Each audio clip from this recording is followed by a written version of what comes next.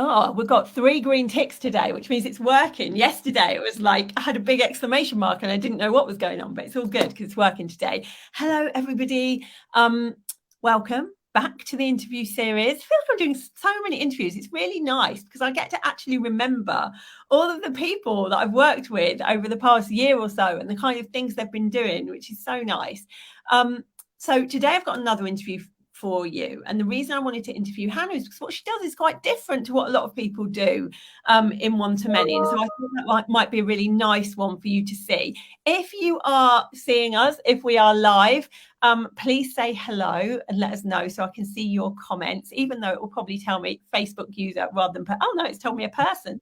Hey Nima, thank you. And also if you are on, if you can give me the usual hearts and thumbs up, we will be really grateful because it means that more people get to see this interview because Facebook just shows it to more people if they can see that people are engaging with it. So thank you for doing that. Hey, Lauren, nice to see you guys. Hi, Rebecca. Okay, so today's interview is with Hannah. Hannah, why don't you just start off telling us what you do?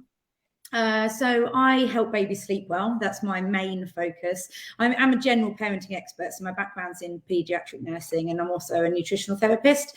And I've been helping babies sleep well now for about 15 years, amongst other things. So cool, such a cool job. And when you came into One-to-Many, what made you decide to come into One-to-Many? Because, I mean, we do get a lot of different types of people and a lot of different kind of jobs. But what made you go, you know, I help babies sleep, I need to do One-to-Many?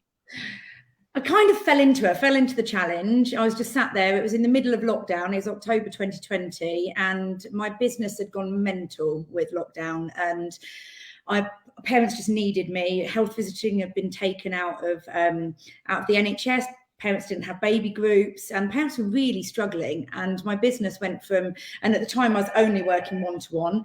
And at the time, sorry, that's my door. Just 1 second. Otherwise it'll just keep on ringing. 1 second. Sorry, Lisa. No, this is always the way, isn't it? And this is real life. So we don't try and make these look different. This is real life. How it works.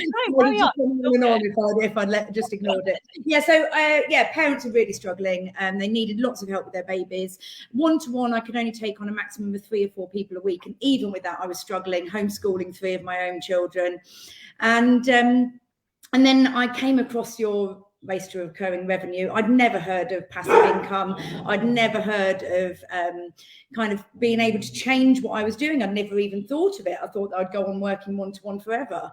And there was a few things that really stuck in my mind from the challenge. The first one is I had not realised that I'd reached my limit on working one-to-one. Yeah. And you said,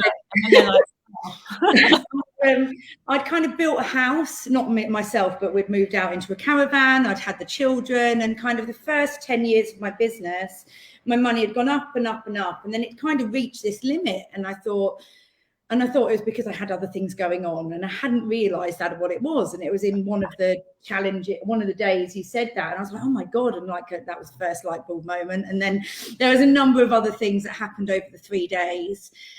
And my husband kept on coming in. I see a few people on here where the husbands are like, oh, I'm not sure about this. And he kept on coming in, what on earth are you listening to? I was like, I'm listening to challenge. And then by the end of the 3 days, you could see that I'd actually stuck to the 3 days. And then on the Monday on the masterclass, I was there with my card. I was like, I'm buying this. And he was like, you better stick to it.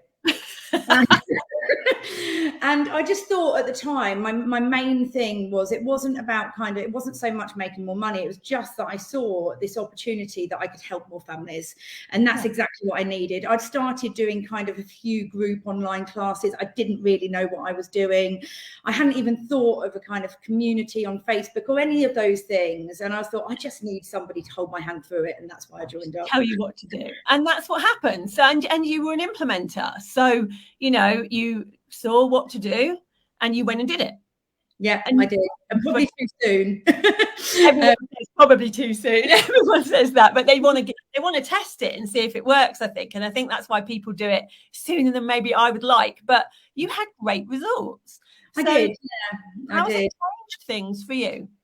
Oh my God, it's changed things massively. I think that for many years I've been stuck in this position where I kind of charge the top end for what I offer.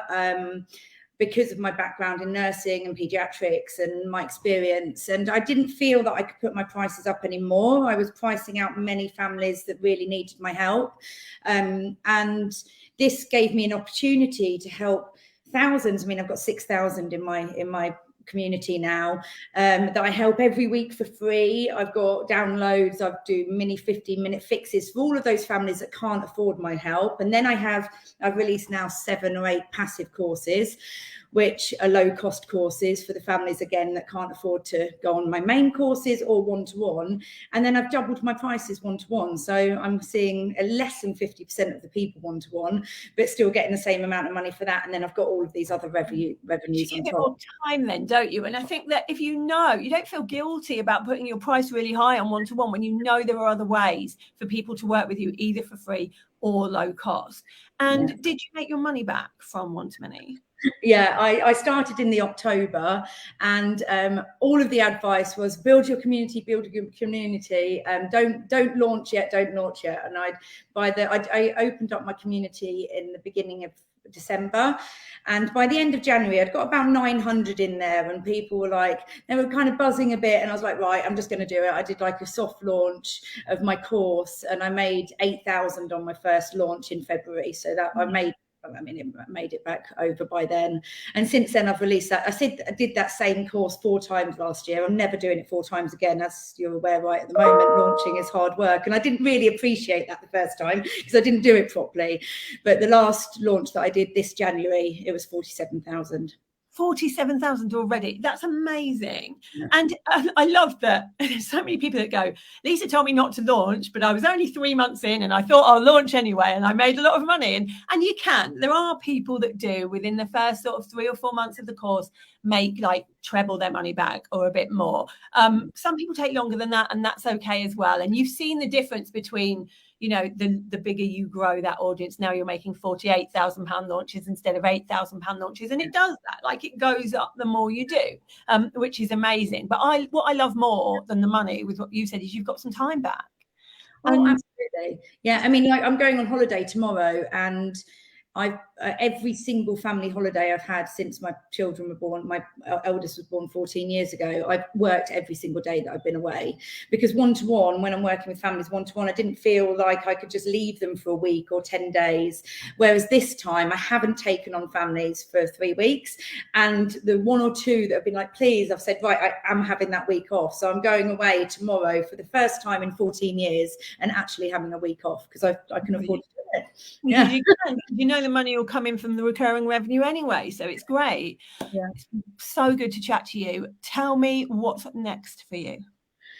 I'm launching a passive version of my sleep course. I'm doing a toddler course, and I am just about to launch a membership to help all of the families that have been on my courses already. So kind of people I've been working with already, to support them through, the first 5 years of parenthood, really. Yeah, God, I wish I'd have had that. I would have come in. Mine 10 now. Can you do a course on 10-year-old boys?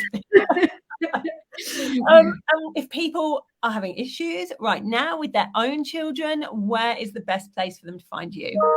So my community is on Facebook, and it's Yummy Baby Group Sleep Well with Hannah, or you can find me on Instagram, Sleep Well with Hannah.